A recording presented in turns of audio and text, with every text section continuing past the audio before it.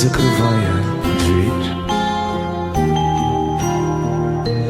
Я живу уже который год, и с тех пор отсчет моих нечаянных потерь остановленный кого-то ждет. Опять метель и манит собой в темноте.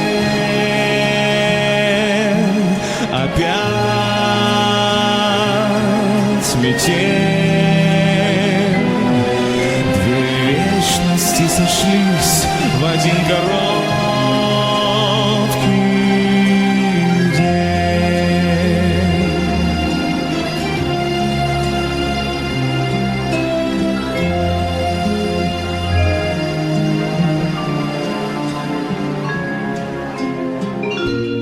Ты меня не ведая, прости.